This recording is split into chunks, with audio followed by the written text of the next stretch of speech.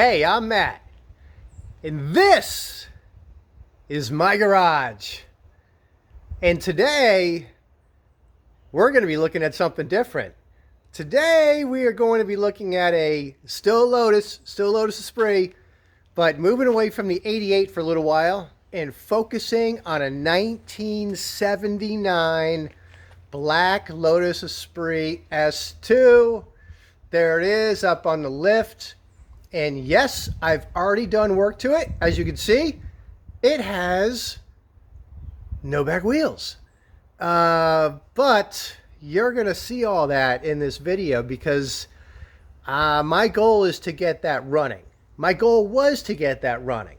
And I got into it, and I need help. I need serious psychiatric help because I cannot stop at one thing. So I went in there to get this thing running, right? And I started taking it apart, and I found this and I found that, and I'm like, well, I'll fix this, I'll fix that, I'll fix this and fix that. Next thing I know, there's nothing left in the back of the car. I mean, nothing. Tanks are out, you name it, everything's out. So it's a fun project, and I can't wait for you guys to follow me through this thing because it's cool. It's having a good time with this one. It's really easy compared to the 88. It's a really basic car. So yeah, and I'm excited about the way it's turning out. Some really cool stuff. So let's if you're wondering about the 88, yeah, still in the garage. I'm waiting for a turbo. So I had some downtime. So what else to do with downtime, right? Tear apart another Lotus. That's a good time. That's a good day for Matt. All right, so hey, let me take you in the back of the car and just give you a sneak, quick peek at the Lotus and which direction we're going to go. Here it is right here. You guys may have seen this on my lift in a couple of other videos. All right, so I decided, yeah, I gotta sell a car because I have too many and my garage just isn't big enough. So I think I'm going to part with this 79 S2. And it has 60,000 original miles. But when so I was going to, it hadn't started. It's been in dry storage for 20 years, right? Climate control, dry storage for 20 years, which is why it still looks pretty good. And I pulled it out and I checked compression on this thing yesterday before I started getting into trying to get it started. And I noticed that I had 150 in two of the cylinders, and then I had 130 in cylinder 2, and I had 90 in cylinder 3. So I got something going on. So yesterday I took the cam carriers off. I took the whole intake off because I want to get the head off to see what's going on. I don't know if it's or the piston rings or the valve seats or the valves. Who knows? Don't know why I don't have compression on those two, but needless to say, you got to take the head off to figure it out. All right, so let me show you what the cam carriers look like and what the intake looks like. All right, here are the cam carriers. And actually, you know, I was surprised. I thought they would look pretty bad, but they don't. But I think that's because some head work has been done on the past. If you look really closely, it looks like you can see some cross honing. Here, it looks like these have been surfaced a little bit, and they're very clean. Let me flip it over. I was kind of shocked at how clean these were.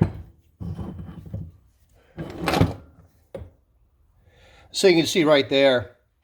I mean, that does not look like a cam carrier that's done 60,000 miles on a 40-plus-year-old Lotus. So yeah, they don't look too bad. I'm happy with that. Over here, this was the intake. And I'm not a big fan of these SU carburetors. So it happens I have a set of Delortos with a Delorto intake manifold, and my plan had always been to put the Delortos on. So yeah, this will be retired and spending the rest of its life who knows where, but for right now in a box.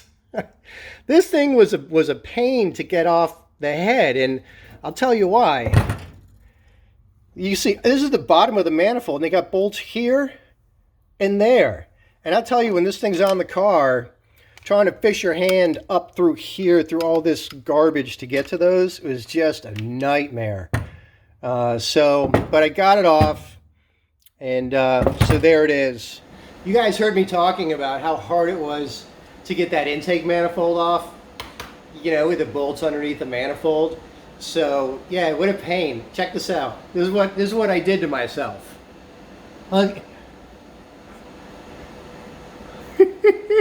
That's from trying to get the intake manifold off. Man, who knew working on cars was going to be so hard on your body? My wife saw that. She's like, "What the hell are you doing out there?" I'm like, she's like, "Don't you feel that when it's happening?" Not really. You know, when you're working on the car, you're just moving your arms around, you do what you got to do, and yeah, you know, it kind of hurts. You feel stuff rubbing, but man, I had no idea I was cutting myself that much. So it's kind of embarrassing walking around with all these cuts on my arm. You know, who knows what people are going to think? But hey, you know, maybe I'll have to wear long sleeve shirts for a while until that heals. All right, so here's the back of the car. I'm sure you guys can relate. You know, when you tear apart a motor, man, it's just a dirty job, right? And this is a typical dirty job I've got. I've got tools everywhere, right? You know, the tools don't make it back to my toolbox right away. So you just accumulate, you know, dirty rags and tools and all that when you're taking this thing apart and you got a job midway. So that's kind of where I am right now. You can see I took the intake off, yanked out that distributor. Before I did this, I took it outside and, you know, I took out a lot of the interior panels. You can see they're missing there on top of the gas tank. And I just degreased it and pressure washed the heck out of it, man. It was really messy on the outside, and I just didn't want to deal with that.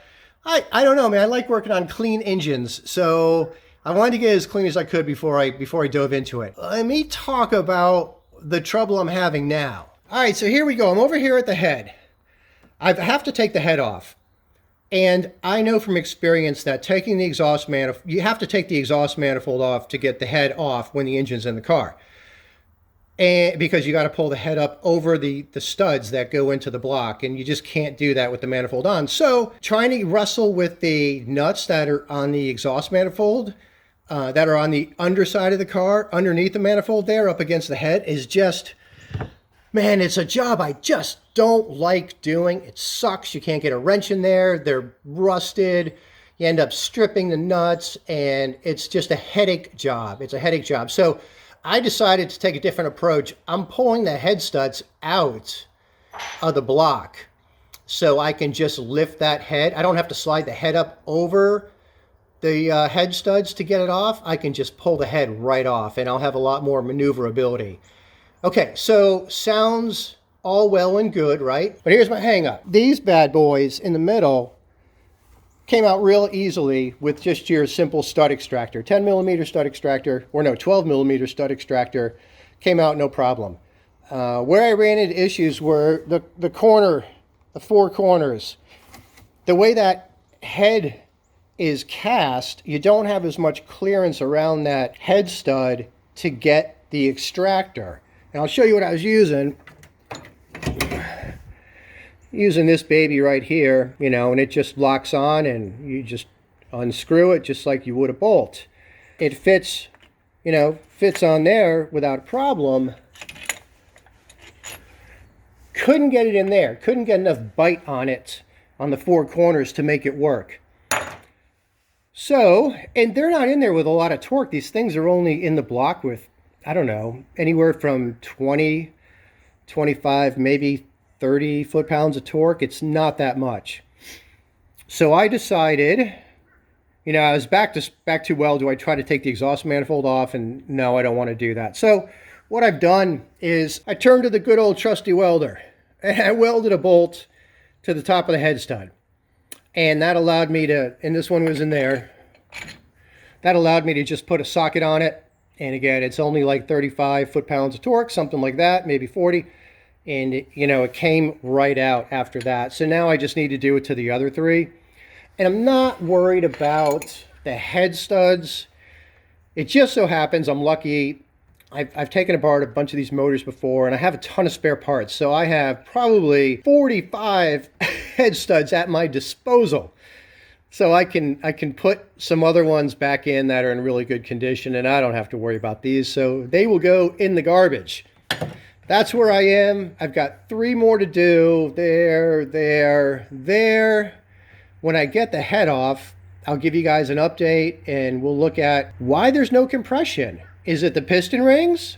Or is it the piston liners? Or could it be the valve seats? Or could it be the valves themselves?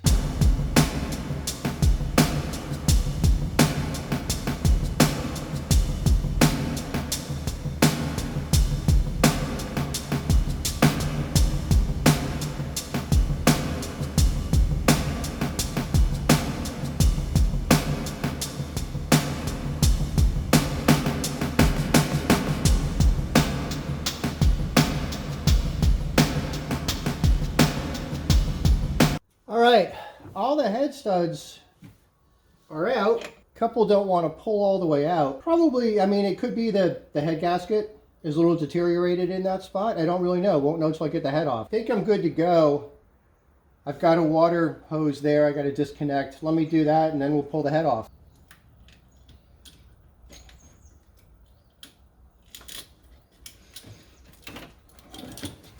Use a plumber's cutting tool. Get them at Home Depot for like 10 bucks. They're great for cutting radiator hoses. Any other hose on the motor that you need to cut, you're not worried about saving. Get a big open mouth, and it's just works really well. Saves a lot of time. Okay, the head came right off. I've got access now to my engine, to my block, and I can take a look at what's going on. The coolant, obviously, a lot of it had, I don't think the rings were that bad. The coolant just seeped in there when I was getting the head off, and I do see a whole lot of carbon buildup, which in a sense is an indication to me that the head gasket might not have been bad. Sometimes when they go bad, you get that coolant inside the combustion chamber, and it heats up, and it just steam cleans the engine. So when that's the case, a lot of time the top of the pistons are fairly clean, and that's not the case here. There's a lot of carbon there, so I don't think I was getting blow by there, but the lips on these cylinders are really high. So I can tell you that no work on this block has ever been done before. So next I'm going to have to clean this up a little bit, inspect it a little more, and I will be I'm going to take all the pistons out and clean up the cylinder liners and clean up the pistons, put new rings on. Set of new rings for everything, put them back in, and then go from there. So yeah, that's it with the block right now. Until I get it cleaned up a little more, let's take a look at the head and see what we can deduce from the condition of the head and the valves. Here's my head. Right off the bat, I'll tell you. See, these are the bolts I didn't want to deal with on the car that hold on this exhaust manifold. They're corroded with rust, and in my experience, you can't get the box end of a wrench on there, so you end up using the open side, and you just round them off. And it's a very, very frustrating job. And you know, you waste so much time doing that. I love taking the head off with the exhaust manifold on it. Gets the job done a lot faster. I think from beginning to end, from when I first opened the back of the car and I started pulling off the intake manifold, to getting the head off the car, I've probably got like 3.5 hours into it. I could easily see myself having spent 3.5 hours just trying to get these bolts out. And of that whole job, the hardest part was getting the bolts that are up underneath the intake manifold on those SU carburetor manifolds. Man, those things are tucked up there tight. You can't see no matter what you do. And that took more time than anything else on this teardown. But anyway, so I got it out, and I'm looking at the cylinders just to see if anything jumps out at me. So I do know that at one point this car was overheating. I'm noticing this now. If I look at this head, the head gasket was completely shot on this thing. So it looks like I'm going to have this surfaced. The low compression, because I was getting low compression in number 2 and number 3. This was 150, 150, 130, and 90. And I bet you the reason I'm getting low compression is because I'm seeing all types of head gasket around here. And I think that the gasket had just given up. And that's why I wasn't getting compression on these. So I think what I want to do next is take a closer look at the head gasket. Here's the head gasket. I laid it on the head the way it came off the car. And I really don't know. I don't know if this is the original head gasket. It says made in England. It's all steel. There's definitely contour. These are high all the way around the cylinders. I don't know if that was original to Lotus or not. But if I turn it over, and this goes like this. So here's my suspect area, and you can see suffering a lot of heat damage there. Right here, I have deteriorated gasket, and right here, these are really low. Right in there, right in there, and right in there. And I can see where the metal is corroded away. So I wonder if that has to do with my compression. Although the rings, the seal itself looks to be intact, but the gasket material around it is certainly shot. So I suspect this may be the original head gasket. And looking at these valves too, I don't think this, my suspicions could be wrong. I'm not sure it had a valve job, because this would be an awful lot of carbon to build back up in the cylinders. Only 60,000 miles on the car. As I wiped this down, interesting, that valve did start to come clean, which is an indication of coolant in the cylinder. So, and actually, believe it or not, I'm seeing a little bit of that on a number of valves. So I do think I had some issues with the head gasket, and this could be the reason for the low compression. But nevertheless, I'm still going to go ahead, and since I've taken it this far out, I can take the pan off the motor and easily get those pistons out. That's it for now. I'm going to pull this hunk of junk off and go from there. So, day 2 of the 1979 Lotus Esprit. Yesterday we took the head off, we took the intake manifold off, got a lot of that stuff off. I think today I'm going to drop the oil pan on the car with the motor in the car and go ahead and pull the pistons. All right, I want to see what I'm up against today and take a closer look at the oil pan. All right, so I'm under the car. All in all, this thing's not in bad condition for a 79. I've seen a lot of these that are just rusted so bad. And this one's relatively clean underneath, so I'm surprised and happy. But, getting to the oil pan. All right, there it is. And there are bolts all the way around this sucker. And there's a couple that are up in these holes that I've got to get to unscrew the pan from the block, and I'll have to take these lower 2 bolts off the bell housing. But other than that, the bolts are all pretty easily accessible, and then the pan will just slide down and out from underneath the frame there. So I'm going to do that today, and then take the big end caps off the rods and yank out those pistons and see what they look like.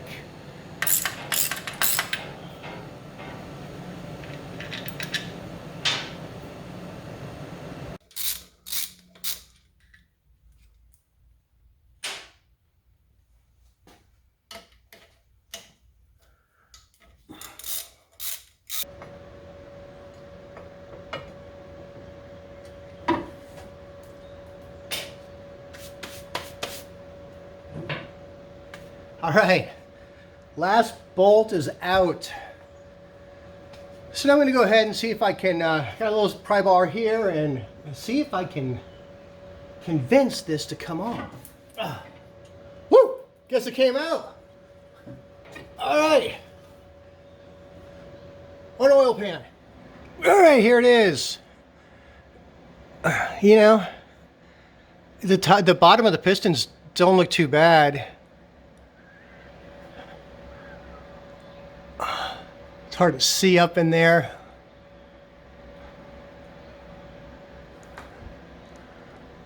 But I have full access now. And what I'm going to do is take the oil filter, the sump right there, off, and actually I might not have to. What I'm really after are the end caps, the big end caps on the rods, so I can pop the pistons out the top and then pull them out from the top. It doesn't look too bad. Doesn't look too bad.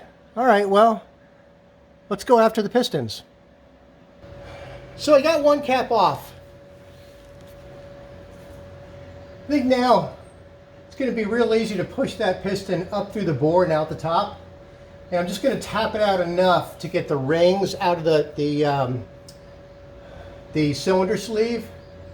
So the piston's just sitting up there, and when I go up to the top, I can just grab it and pull it right out. So now I have the other three rod bearing caps to get off. 1, 2, 3.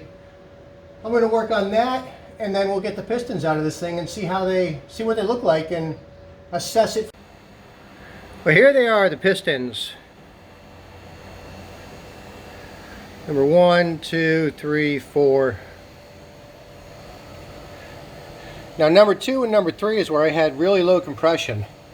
And look at this. Look at those rings. Man.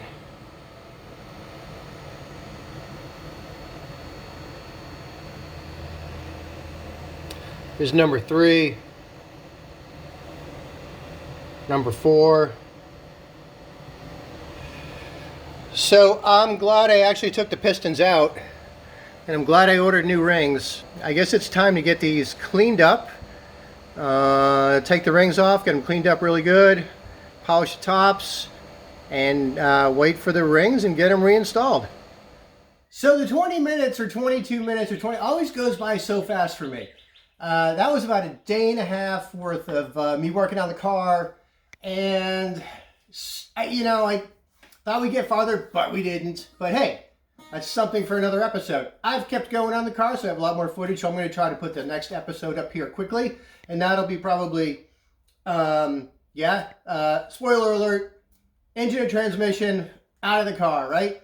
Rear suspension out of the car. Anything that can be unbolted from the back of the car is out of the car. So we'll be going through some of that in the next video. And then the build starts, the rebuild starts, and that's a really cool part. All right, so until then, I got my free entertainment here playing guitar for me. See ya. Bye. Bye.